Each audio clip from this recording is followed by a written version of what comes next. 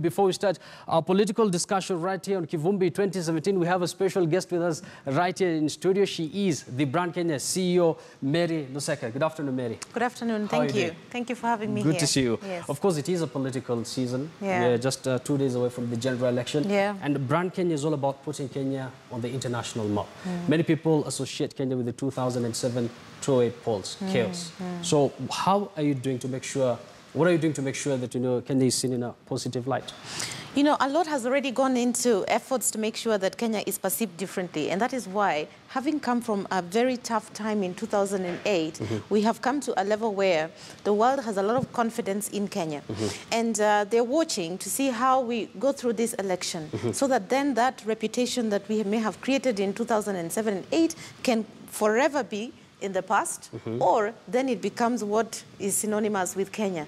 But I must say that from a board, Brand Kenya board, we are prepared. We have already unveiled a campaign, Plus 254, which we have been putting out in the media and encouraging Kenyans to celebrate the gains that Kenya has made, because that's the only way they feel there is a reason to safeguard those gains. Otherwise, if we don't count our blessings every single day, that this is how far we have come, that I am proud to be Kenyan, I am proud to be Plus 254, I have come this far as a Kenyan, and I have a reason to protect these gains at a personal level, then it becomes very difficult for us to have peace. So basically we are our own ambassadors, and there are some travel advisories from various countries, especially in the Western world. What do you have to say to that? Well, I drill down into the text of these travel advisories, which most of them have been there for quite a while. But the text is a little bit different. Initially, the travel advisories used to be very harsh, where they would specifically say, stay clear of Kenya. But this time round... Especially after the terrorist attacks. Yes, yes. But this time round, the text is very simple. It really just says, don't go to a political rally, So, don't go to certain areas. Yeah, to certain areas. So in that regard, then, it really tells us that the foreign countries have a lot of confidence in Kenya this time round.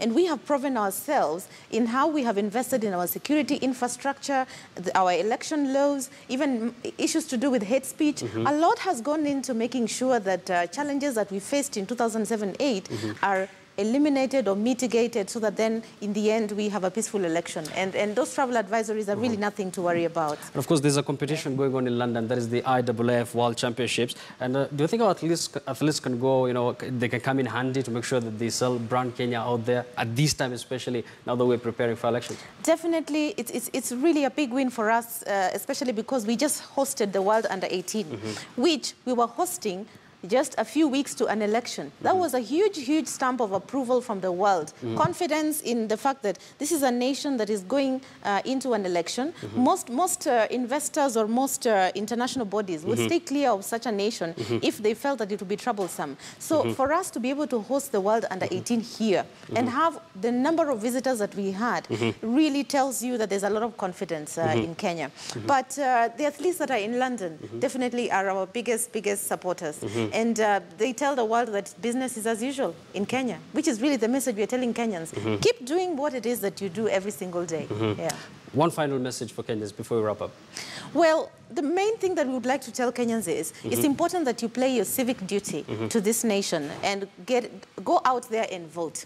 Select the leader that you feel will represent your interests, and take care of Kenya as we move forward. However, immediately after you vote, then you wait for IEBC to announce the results.